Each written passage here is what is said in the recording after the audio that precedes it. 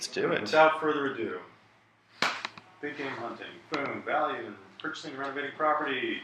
Okay, so next slide is just the definition of value. I'll leave you guys to read that. And the purpose of this particular slide is just to emphasize that there's not some hidden part of New York that is teeming with bargains that we're going to tell you about tonight. Doesn't exist in nature or anything, yeah.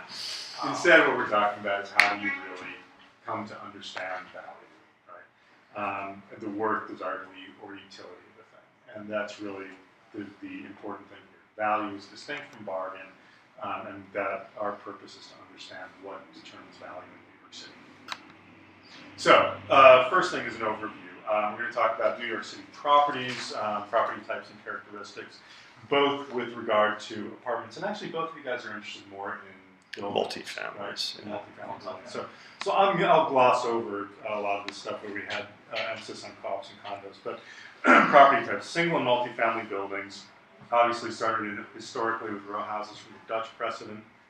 And then we went to freestanding houses, which are still found in the outer boroughs in Riverdale, Queens, etc. Apartment houses and tenement buildings came into being as demands of density increased, and for many purposes, 1 to 4 family buildings are typically considered residential properties for a variety of reasons, which we're going to get into later. In the larger scale buildings, you have both co-ops and condominiums, and I think we can probably skim over these slides if you guys are, unless you'd like to hear a little bit about the distinctions between co-ops and condos. Well, I mean... Is it like, I mean, kind of interested. Okay, great, then I'll go over it. So co-ops, New York City is really dominated by co-ops, and you probably have encountered this in the past. They dominated the New York City market for most of the post-war era until the 90s. At this point, you rarely see co-ops in new developments, aside from, so there are some commercial co-ops that are coming into being, but residential co-ops are pretty much over and done. The big distinction between co-ops and condos is that co-ops are not real property. What you are buying in a co-op is a share in a corporation rather than a real tangible piece of property.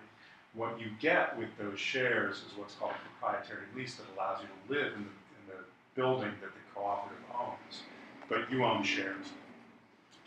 And transactions in that cooperative are governed by the board of directors, who can give an up or down to any transaction that they, for any reason that they so desire, and they don't have to disclose why. Right down to hair color. They don't have to give you any reasons at all. So while there are protected classes in housing in New York State, you can't discriminate based upon sex, age, marital status, employment type, sexual orientation. I guess hair color actually would probably fall in the protected classes. Condominiums. The reason that you didn't see condos for a long time in New York City is that condos as a development type were not permitted in New York State until 1964.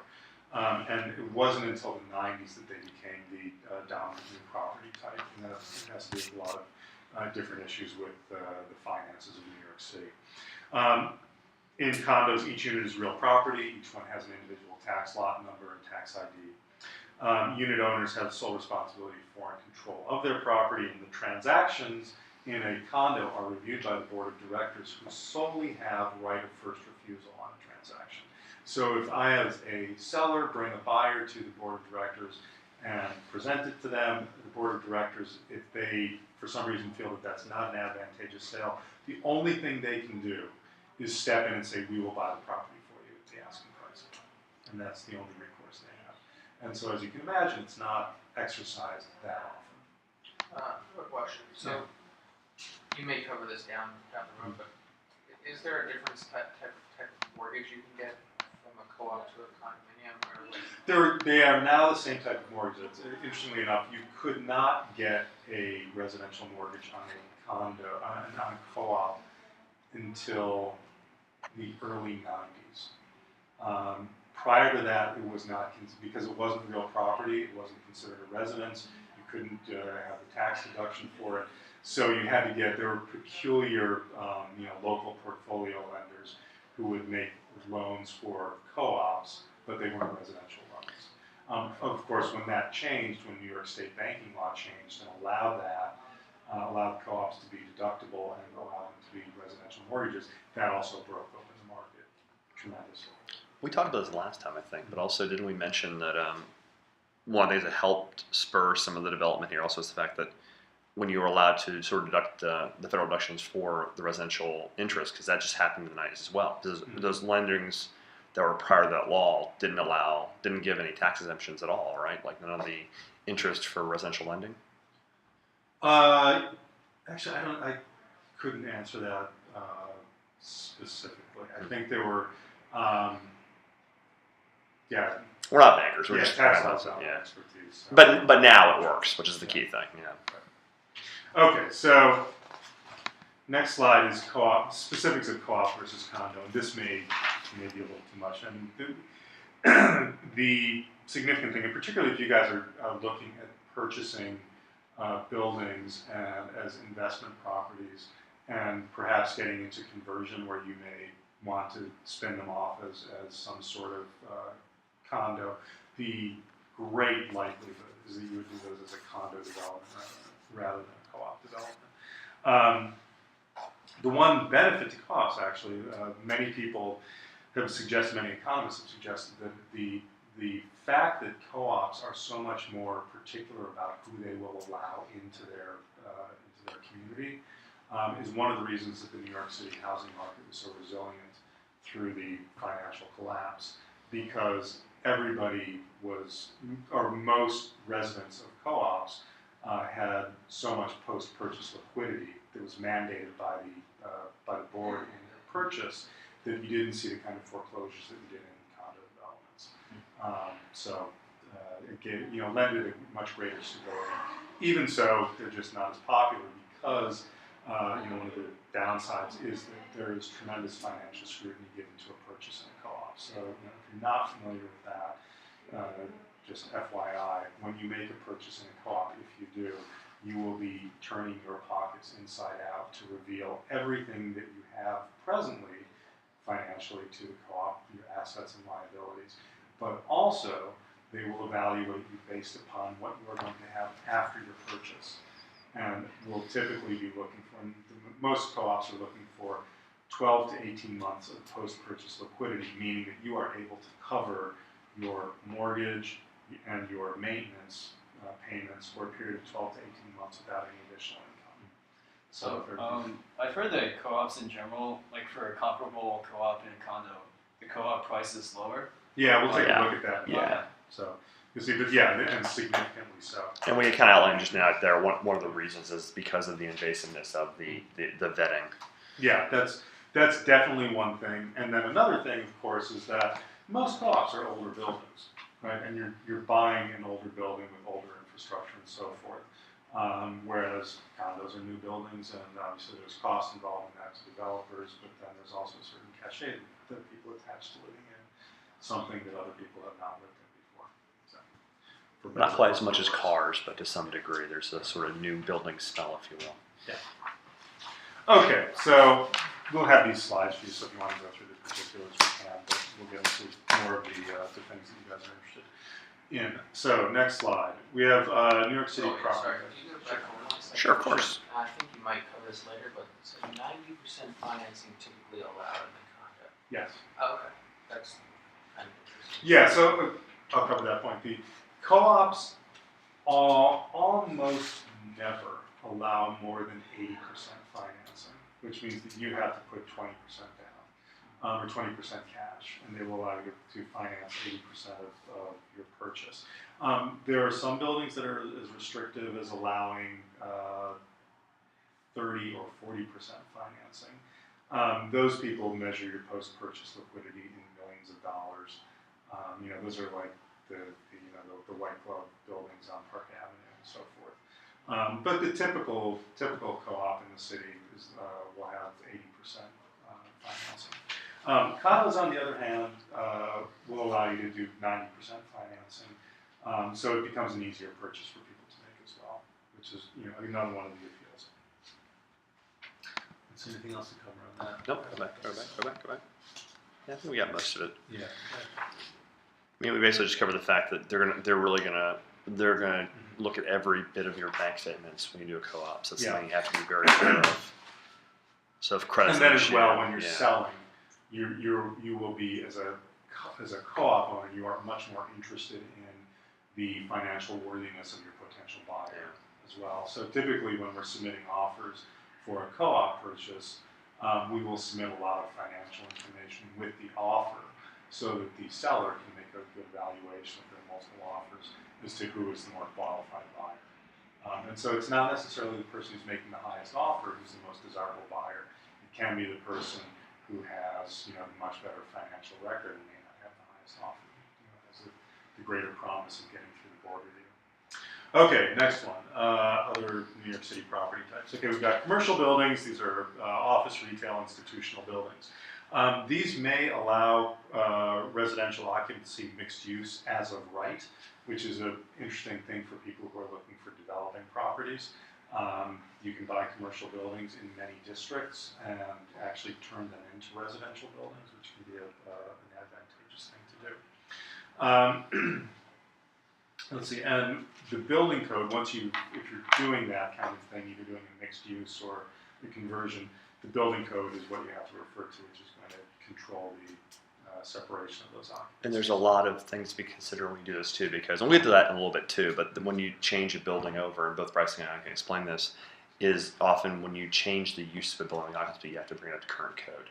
So for example, most residential buildings now have more stringent codes than they had when they were built in, 1910, 1880, whatever. So you're going to have to add certain certain safety mechanisms, certain issues with egress might have to be addressed. So there are some costs involved. Sprinklers, yeah, sprinklers is a big cost. So conversions often have that as a consideration of cost. Next building type is manufacturing buildings. Usually these are your industrial loft buildings, which used to or may still house manufacturing occupancies. In this case, the zoning district controls conversion to residential. We're going to talk a little bit more about zoning later. But for instance, I should say, generally residential uses are not allowed in manufacturing districts. There are some M15A or M16M.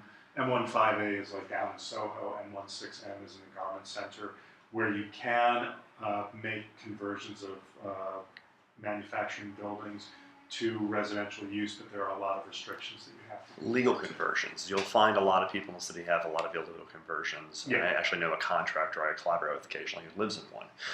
So it is something that you do see. We're not talking about here, obviously, because we're trying to do something that you can invest in. So that's not something we would advocate, but it does happen in the city. Yeah, and that's historically both Soho and the Garment District. The lofts there are what were called interim multiple dwellings. I don't know if you're familiar with that term, IMDs. Those are basically buildings that people, for lack of a better term, squatted. Yeah. They took a commercial lease, occupied the space, and started living in it. And the city council ultimately passed a resolution, the interim multiple dwelling resolution, that said if people have been living in the building for a certain period of time, they can apply for status as an interim multiple dwelling, essentially making the building a residential building, more or less because of the landlord's negligence. And typically the landlords were willing to allow that to happen because they didn't have renters who were Commercial. willing to take on the other uses. Are they pretty strict in terms of like cracking? Was there like big crackdown or like? Yeah, it's funny. I mean, It's been that a was few. happening in Soho. So what happened in Soho is that they said the IMDs in Soho could only be. You'll see this on some buildings in Soho. You'll see AIR on the front of the building. AIR means artist in residence, and the buildings were allowed to be occupied as interim multiple dwellings by artists who were licensed as such by the Department of Consumer Affairs. And so you had to have status as a professional artist to be able to live in those buildings. Now, that was in the 60s, in the 70s, that came into being, and those buildings were all, artists living in huge loft spaces. And as demand for housing in New York City grew and the value of those properties grew, artists started cashing in on what they had. So the buildings started selling to, stockbrokers and lawyers and people who were not artists who were basically getting, artist certification, and there were actually like some galleries in the Hamptons that had a business of just, showing art produced by these people who were buying in Soho. A year ago, the city started cracking down on the AIR usage, at which point they realized that it was just sort of shooting themselves in the foot because you were killing what The was one of vibrancy. the most vibrant Yeah. real estate markets. So on the one hand, you created this IMD district to give housing to artists. They increased the value of the district, ultimately got priced out, and now the only people who can exist there are these extraordinarily well-heeled, typically financial industry types. And the co-ops that now exist would be completely destroyed if the city started enforcing the AIR rules again. So it's a very dubious kind of situation, and one that I don't know how you resolve it. Okay. Last thing with manufacturing buildings, there's several protected industrial districts in the Garment Center, in Chinatown, in West Chelsea, Greenpoint. Greenpoint, Hunts Point in the Bronx, etc. So anyway, next type, vacant land. Vacant land is typically valued by development rights. So a particular parcel that is vacant, the way that value is determined on that is through something called buildable square footage, which we'll get into again a little bit later, which is a calculation based on lot area multiplied by what's called FAR, or floor area ratio, which will determine how much you can build, and there's usually a number attached to that buildable square footage. $60 a square foot, $100 a square foot. In Midtown, in this area, land is going for about $400 a buildable square foot. The deal was just closed last week on the 39th and 5th, just right down here, at 400 and change a square foot for a hotel site. And then when you figure the construction costs on that, and these guys are going to be getting out for like $2,000 a square foot, in the end. Anyway, so vacant land, typically valued by development rights. Oftentimes if you see lots with buildings that are in severe disrepair, again, they'll be valued really as vacant land or developable sites. And in this case, again, the zoning district mandates both the permissible use and the bulk of the building. So if you're looking for lots and think that you're going to do some sort of residential development, the thing you have to know first is the zoning district going to permit it, and what is the allowable bulk that I can get within that. We'll talk about that again a little bit later in greater detail. Okay, assessing value. How do we evaluate a purchase? First thing, as they say in real estate, location, location, location. And in this we're talking about the borough, the neighborhood, the zoning district, landmark district. All of these things come into play into assessing the quality of a location. Infrastructure, transportation, schools, parks, etc. All of these things are fairly self-evident. But what's the difference between a landmark district versus a zoning district? well, landmark districts, and again, we'll talk about this in a little more detail later, but a landmark district is, you're familiar with the Landmarks Preservation Council in New York City? Well, there is or commission. It's a fun conversation, yeah. Yeah, I could spend an hour on this. Will be a pleasant one Landmarks either. Commission is a governmental agency that is empowered with preserving the cultural heritage of New York City. Okay. And there are I don't know, There's 100 probably landmark about- districts in the There's city. a lot, and they're growing. And what happens is basically areas sort of petition the commission, or commission petitions areas to become a district. And what that does is it gives them sort of pretty large powers to dictate how construction development happens to existing buildings, or even buildings that are new in the area. Yeah. So if you're in a landmark district, what happens is certain moves that you would consider your right as a property owner are under basically a city review by an agency that has a lot of control of whether or not you can get something approved. Yeah, now for instance, in the most extreme case of this, the theater district was landmarked. Yeah. 42nd Street and all the theaters, right, were landmarked several years ago. And the property owners were, with justifiable outrage, upset that they were losing the development rights of their property. Because they may have a three-story theater building, but the zoning in the area might allow an FAR that will permit a 40 or 50-story building on that site. So suddenly, if Landmarks is saying, well, your building is protected and you can't do anything on this site, these guys are screwed. They've lost a lot of They've value. lost a huge amount of value. So what was permitted in the theater district is that owners of those buildings could actually transfer the rights, their development rights could be transferred to another site within the entire district. So you could, if I had, 50,000 square feet of development rights on my property, I could sell it to somebody 5 blocks away. To go And past there's their a whole- FAR? To actually go past their other sites' FAR? Yeah. Oh, I actually hadn't heard that before. It's pretty interesting. Yeah, so you could actually, there was a huge market in selling FAR in the theater district. Huh. Yeah, which pretty much even not at this point. But.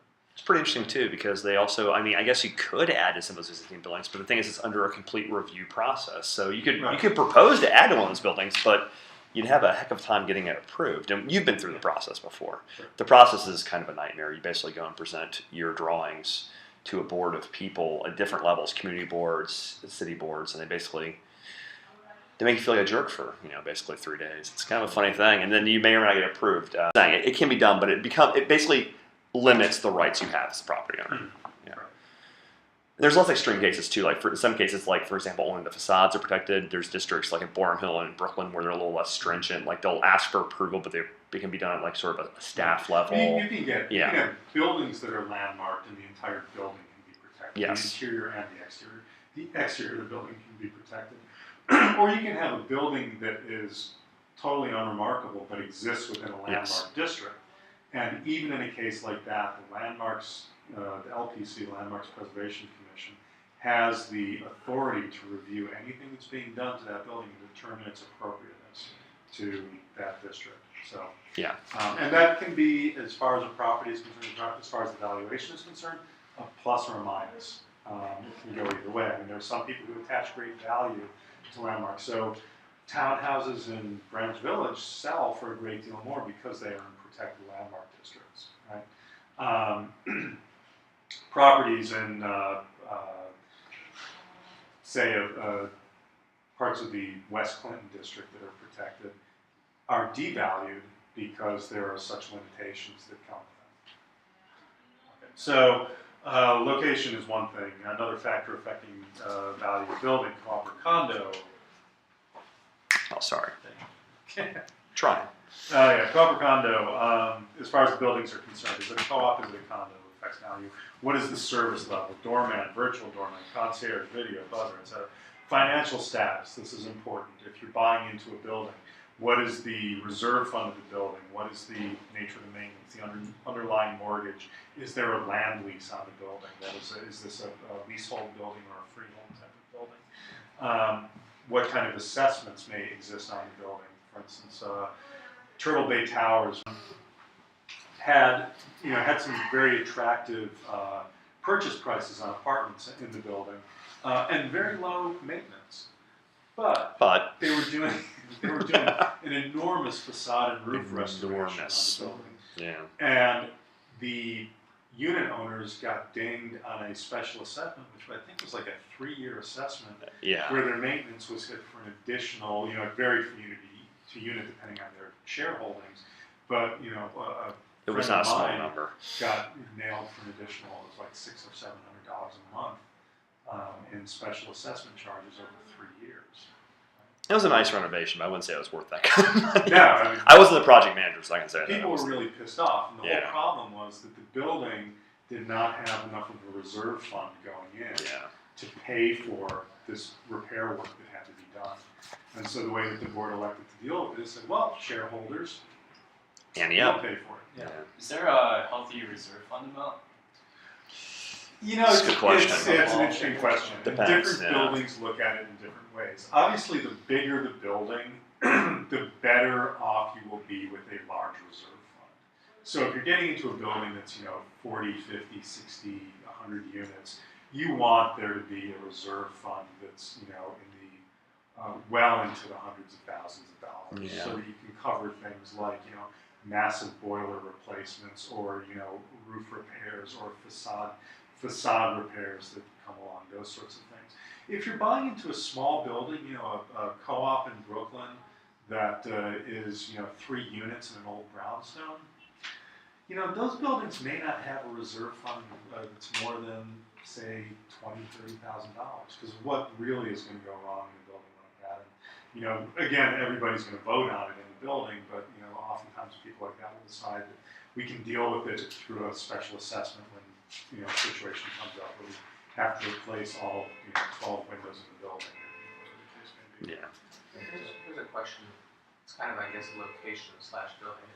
I have a couple of friends who bought a place on 2nd Avenue in front of the construction. Okay, yeah. Okay. Would that kind of devalue your property? Absolutely, up front. I mean, particularly if you bought a building that had, say, a commercial And does the city say, oh, we're gonna have construction, we're gonna give you like a bit of a tax break? I don't think so, especially in that case, because actually, as long as it's a short-term loss, long-term, you're going to get a new train. I don't think the city would be inclined to help you at all, because honestly, long-term, it's going to have a new line. You're going to pay. You're going to have a hit now, but long-term, that's a huge boon for the But area. yeah, it's a huge problem. If you are a building owner, If you're selling right now, I've got a property that say is 6 residential units plus a commercial space on the ground floor. And I've got the 2nd Avenue tunnel construction going on in front of my building for the next 2 years. you can't lease that ground floor. How quickly You can't lease that ground floor. You can't lease ground I floor. mean, but yeah, so it's funny because my friends, they bought it about a year and a half ago. Uh-huh. And I mean, they said, oh yeah, construction's gonna be like 6 months to a year. Meanwhile, like they're sitting there and I'm like, what's that noise? And like wait for this big shaking sound. Yeah. It's like 10 o'clock at night too. It's like, Construction of anything almost takes 6 months, like a bathroom, depending on how long. I mean, like 6 months for a major subway now. It's going to take years still, I'm assuming. Yeah. But yeah, I don't think the city gets involved in this sort of thing about giving No, as tax far as breaks. tax Yeah, breaks. because they figure it evens out. Like you're spending a lot of tax money to get the train, and as soon as construction is over, it'll help the values there immensely, I would think. Mhm. Which is a good segue. Real quick, you mentioned West Chelsea and the 7 line. That's something I Yeah. always found interesting. Right. We're going to talk a little bit more about some specific neighborhoods. But West Chelsea is, yeah, the Hudson Yards, West Chelsea. And West Chelsea is defined as 23rd Street up to 30th Street, say 9th Avenue west of the river, which is the new High Line 2 area. There have been studies that have shown that the High Line, the first phase of the High Line, contributed to the escalation of property values by well over 100% Yeah. in the 18th to 23rd Street area in the first phase. And the second phase is probably going to affect West Chelsea in the same way. At the same time, the 7 line, which is now goes to Grand Central, is being to Times Square, is being extended down 42nd Street to 11th Avenue, where it's going to head south to 34th Street. There's a new station being built in front of the Javits Center. And then the final phase of that is going to be to extend the 7 train down to 27th Street. So you'll have a new subway stop on 27th and 11th, which is also going to affect value in that area greatly. Now, West Chelsea, I mean, unless you have pretty deep pockets, it's already kind of average. It's different than Bushwick. The ante-money's a little high there. There's the money to be made, but you have to have enough to come in It's with. not the $5 table. Yeah, that table I play at personally. And you have to hold it for a while. Yeah, well, yeah. I mean, I'll tell you, the second phase of the High Line is that those values are going to be kicking in very, very quickly. Yeah. So, If they got your chips, Avalon, push them in. Yeah. Yeah, Avalon is doing new development on between 28th and 29th. The properties at Ohm Rentals, Ohm is doing very, very well. I think that if you've got the money, buying in that area is not a bad thing to do, because I think you're going to see value going up really significantly in the short term, and in the long term when the subway gets completed. It's over. Yeah. Yeah, so. Okay, so then finally, Unit, last determinative value, unit itself, obviously location within the building, front or back.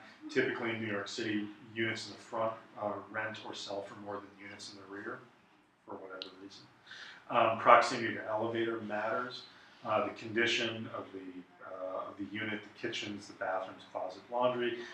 Is there exterior space? How is that valued? View, ceiling height, direct light, depth of the unit from the windows, finishes, all of these things come into play in assessing value. These are all attributes also that come into play when we talk later about how to renovate a space too, because some of these things obviously make my job a lot easier to help you guys maximize your ability to have a good renovation. Yeah, and it's funny now. You can get in. Finishes are always a very tricky thing. Yeah. You know, Very personal. when they become highly personalized. Yeah. Right, and you'll see like in new developments now, everything's done with this sort of very neutral palette, kind of inoffensive, oatmeal-y, so that it doesn't excite anybody, but it doesn't offend anybody either. Dark wood, stainless steel, black granite, blah blah Yeah, that's blah. about it. Yeah, And pretty basic. the dark A lot wood of white. stainless steel beige granite is the shift from 10 years ago, where it was blonde wood stainless steel And black granite. Yeah, right, Yeah. black granite. That was sort of the shift, but it still is fairly monotone kind of palette. Yeah. Properties can be really adversely affected when finishes are too personal. So if somebody says, "Oh my God, who would choose blue paint in a bathroom?" Didn't he have someone who had an apartment they really wanted? And Yeah, there's this yeah. story of a Short broker story. that I know had been working with a buyer for years who's just fixated on one building, one unit. It's like, I want this building and a unit in this line. That is my dream apartment. That's the one I want. And when that one comes on the market, let me know, because I want to buy that unit, a unit in that line. So she got the chance. Lo and behold, the chance came along. My friend brought her over, brought her to the building, and the woman was just like crestfallen. She walked out and she was like, "This is your unit. This is what you've been waiting for 3 years. Pop the bubbly. Let's go. Yeah. She's like, "I can't believe it. It was green. I don't want to live in a green apartment." She's like, "Honey, it's paint. It's paint. You can paint it over." She's like, "Oh my God, you're right." $300 at Lowe's and you're but done. you'd be surprised how many buyers will walk into a space and just immediately spin on their heels because they see something they don't like. Things that can be relatively readily remedied. Yeah, that's to your advantage if you're aware of that. I mean, Yeah. rarely is a really good property with a minor aesthetic problem undervalued, but it does happen. It is something that can shave a couple percentage points. Yeah. It's something to be aware of. But if you do something, if somebody, and there's a famous example of a very nice townhouse down in Tribeca on White Street. Beautiful facade, beautiful old terracotta facade. It used to be a part of the Department of Plumbing. So the facade has all these plumbing fittings on it that are cast in terracotta with a white glazed finish. Beautiful building. The interior is finished in a really funky way with a lot of custom mosaic floors of worms, and it's just bizarre. Guy couldn't sell it for years and years. He was getting lowball offers because everybody who was looking at it was figuring, rip all the stuff I'm gonna have out. to rip everything out and put another $6 million into refinishing the space. And the guy was thinking, "I've done such a beautiful job." You don't like the worms? What? Yeah, it's just crazy. So Anyway, okay. So those are things that affect value. measuring value. Now, how do we measure value? We measure value through a current market analysis. That is the assessment of currently active sales of similar property types. So when you're looking at a current market analysis, what you want to do is look at what is on the market that is as close to the type of property that you're looking at, and ideally in a similar geographical area. So comparing 2 bedrooms on the Upper West Side to 2 bedrooms in Chelsea is apples and oranges. Comparing row houses in Bushwick to row houses in Brooklyn Heights doesn't work. What's the days on market right now for residential? It's averaging around about 100 days on market. I think it's not in the 90 to 100 day range. So you have decent negotiation opportunities? One of the things that's affecting days on market is, and the thing it's always difficult about that, you never know whether a seller is serious about selling their property or not. That is, somebody may be lingering on the market just because they figure my property is worth $1 million and I'm not going to sell it for a penny less, and everybody comes in and says, it's a $750,000 property. Fuck you. Yeah. Okay. And that happens from time to time, where you just get intransigent sellers and buyers who sort of see through it. So days on market can be a tough thing, a sort of a tough measurement to make. But certainly, if you're looking at a property and it seems appealing, but it's been on the market for a long time, past the typical, that may be a signal that there's An something issue. going on, some kind of issue. And usually a good broker will help you try to weed through that. They'll try to help you figure out how, like, Yeah, one of those states and be like, this is a really high, fees for something. Or they'll figure out, like, basically the maintenance business is insane. Why is it? You had a guy who has a property where the maintenance was 3-4 times what it was, and we assumed, talking about this, that the money was just going to drug deals or something. We couldn't figure out where the difference in the money was going for what they were getting for their money. Yeah, no, this So, is a property that I was trying to get a listing on 23rd Street, a beautiful loft. It was close to a 4,000 square foot loft in a 9-story building. It was on the second floor. It was a walk-up. No, I'm sorry, it did have an elevator, but it... an old elevator, not one of those Yeah. ones. So it wasn't a Door walk-up, but open, it was, yeah. not a great elevator. It was an unattended lobby, just a key door buzzer on 23rd Street. But it was beautifully finished, great space, very nicely done.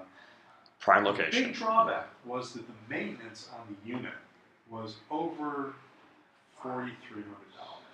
A month. It was just outrageous. And when I was doing comps, trying to determine a listing price, I was looking at doorman buildings of a comparable size that had maintenance or common charges around $2,500, maybe $3,000 a month. And the seller just wasn't willing to listen to the fact that he had this white elephant and bring his price down because the maintenance was just going to kill his deal. And it did. Everybody who looked at it was getting lower offers because they had to carry the maintenance. So as much as they liked the property, they didn't want this problem that came with it. And so in that case, it was on the market for a long time. And the reason was the seller just was not negotiable at this one point. Sorry, quick. I guess you're gonna get into. Yeah, okay. So CMA, what's on the market right now? And that's what we have to do. Similar properties, what's on the market, and this provides information on what sellers are asking. Now, next thing is comparable sales, and you want to do comparable sales within a fairly close window. So, at this point, at this state in the market, going back 3 or 4 months is pretty reasonable. I can get a pretty good picture on what things should be now based upon what's sold, what closed in the past 3-4 months. In 2009, going back 3 or 4 months, wasn't helping you at all because the market was so volatile, and a lot of the closings that you were seeing, like in early 2009, were deals that were struck, maybe in August or September of 2008 before the market really had to settle. So looking at the comparable sales is you have to be guided by a knowledge of what the relative economic condition is at the time the sales closed versus the present condition. And then the next thing about measuring value is the type of units that we will use to measure. So dollars per square foot is a common measure in condominium sales, specifically because condominiums, in part of their offering with the State Attorney General's plan, will give specific square footage numbers to units. So I have a hard record of what this unit's square footage is, and I can then assign a dollar per square foot value to that. But Bryce, why don't they have that in co-ops? Because co-ops are based upon shares, not square footage. So in that case, you will get wildly variable reportings of square footages in co-ops. So you can look in a building and look at the same unit in a line, and you will see variations of 15 to 20% in the square footage that's reported. Right? And actually, my own firm, Halstead Property, will not allow you to report square footage in a co-op because brokers can be held liable for that. So instead, we will just give share allocations in co-ops and square footages in condos. But so in co-ops, dollars per room is another measure that's used, which is a little more difficult, a little more fungible kind of measurement because a foot is a foot is a foot, unless you're a broker or an architect. Yeah. But Unless you're lying through your teeth, yeah. A bedroom. Well, is it a bedroom too? But we'll get that in a bit. That's an insane thing because When you're looking at the comps and the current market analysis, Mhm. how deep do you go? Like, this has 4 windows and this other place has 4 windows, or just like this is a 2-bedroom? Oh, I think the more this is a the 2-bedroom. more you can, the closer you can get to your particular unit, the better that information is going to be. Now, the thing that's always tricky is if you have something that's sort of an oddball, one-off, highly finished, very sort of customized unit, and there's nothing that's directly comparable. You can see sort of get a gauge as to what things are going for in the area, and try and assess valuation based upon that. But yeah, it's much easier if you're doing like the Upper East Side white box where there are 50 units that are identical.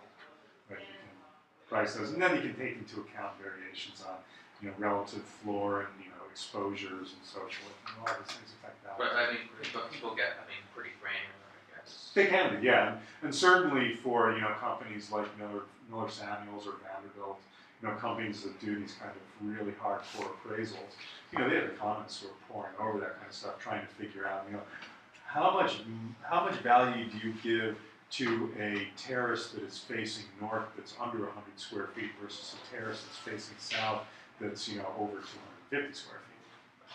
Yeah, so it can be a very it's an art more than science.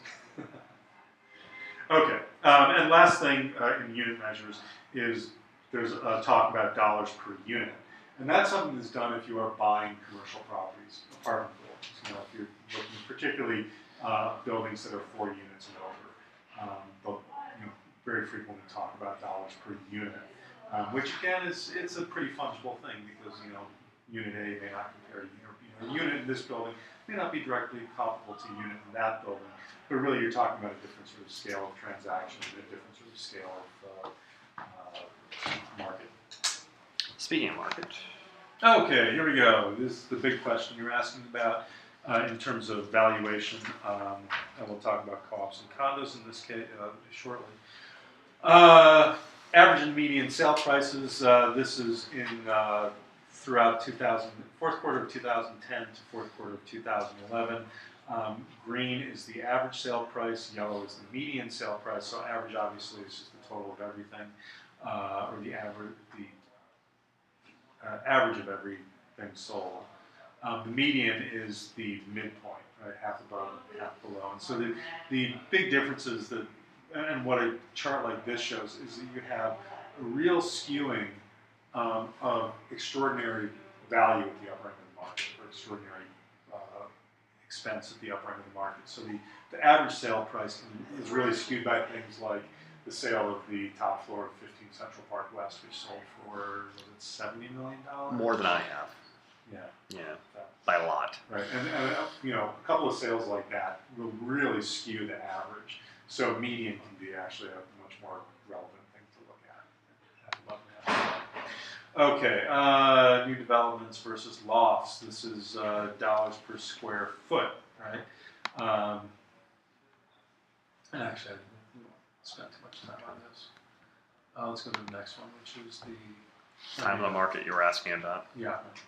And you can see, I think fourth quarter of 2011, 125 days. Like I said, I think we're down close to 100 days at this point. And that's more to do with the fact that the markets are realizing, people are realizing what their dollar gets. It's a little less volatile now. It's trending slightly upward, but at the same time, it's just sort of starting to be, they understand what the price is starting to solidify again, which is good. Does it vary by, is it like a seasonal kind of thing? So Q1, usually it's slower. Yeah, usually in New York City, the first quarter is typically slow. Well, actually, the fourth quarter into the first quarter is a slow time, right around the holiday season. We're just getting out of now, basically. We're getting out of that now, so things are really picking up. And that is typically the case. February through May tends to be a pretty active selling time. You'll find that sales will drop off significantly. It's really not considered advantageous to come onto the market in June through August because there's not a whole lot of activity. People are gone. Things will pick up again in September through November, and that's the typical market cycle. Things really got thrown off after 2008, 2009, 2010. Things were a little bit screwy. It seems like we're coming back into that Bryce, more regularized cycle now. In the previous and in time of more volatility, there was still some bargain shopping to be had. Is that pretty much done? Is the bargain shopping phase of this sort of recession's done? It's Yeah. done. We're now at a true value sort of setting where people are paying what they're supposed to again. So, Yeah. I mean, New York They're City. not overpaying though, which is No. Well, it depends. I'm sure a few people still always do. It's interesting, you know, it's right now, and I'm working with some out-of-town buyers who are looking for condos, two-bedroom condos, and they're interested in, you know, the price point around 1.5 to $2 million. And it's tough, you know, there aren't that many to find right now. What's really selling in Manhattan is in two bedrooms is $2.5 to $3 million plus. It's crazy, right? And a lot of developers are not building in the 2 million and below range because a lot of those buyers are still are going to be financing the majority of their purchase. And financing is still kind of tough to get. Yeah. You know, your credit's got to be good. You've got to have, you know, you've got to pass muster with the bank. So the development that's happening is really going on at the upper end of the market. So Risk adverse, basically, by developers because they've been burned. well, the other thing that's really hot is the rental market. You know, rental developments are also going really strong right But a lot of things were built for sale that weren't able to sell, and the investors are getting their money back by converting it to basically rentals. There's something in my neighborhood actually. now. Well, that for I instance, recently- Home on 30th and between 10th and 11th, you know, which you can see from the West Side Highway. That one, that development was originally slated in 2006 when they brought it out, was going to be a condo. And they were under construction when the market collapsed, and they very quickly converted it to a residential building or to a rental building. And did very well. They were nimble enough To make it and happen. strong enough to be able to dictate the terms of that conversion. Other, you know, smaller scale developers who were not quite as well heeled with the banks really took a hit in their developments. So, let's see, where are we? Okay, this is the one that you were asking about. Cooperative versus condo sale prices. So you can see a studio in a co-op versus a studio in a condo. There is an over $200,000 difference, you know, which is what, about 40% of the 40% more of the studio price in a condo. And we'll talk about this a little bit more later when we talk about strategies of combining apartments. One question about this too, Bryce, is the pure amount of just the privacy versus sort of openness can't account for the entire difference. It's partly just the fact that a lot of the condominiums are newer. Yeah, so that certainly comes they're into sort of play. valued a little bit differently because they're newer properties. Is that part of the reason? Yeah. Absolutely. That's part of the appeal is that they are new properties, and part of the appeal is that they don't. And actually, I'd say there's a third thing. You know, there's not the financial scrutiny, but as well, part of what drove the market over the course of the past, say 2000, what really carried the market 2009 through 2010 was a lot of foreign buyers. Yeah. And co-ops have no interest in foreign buyers. They want primary residence in their building. Whereas foreign buyers could park their money in New York City real estate and then rent out those condos. Yeah, we didn't mention that. We mentioned it last time. The idea of if you buy it as an investment, you really can't. I mean, you can rent a co-op, but there's so many hoops. It becomes you can't really get a co-op as an investment property. Yeah, most co-ops have a lot of restrictions on rentals. They may allow you to rent 2 out of every 5 years, or only 2 years in succession, and you have to occupy it for a year. Or they may only permit 20% of the units in the building to be rented at any given time, something like that. So you can fall victim to all these things. So co-ops as investment purchases are dubious propositions. Unless you can find, there are some buildings that will allow use as pied-à-terre or use as rentals. That's rare. Generally not the case. Oh.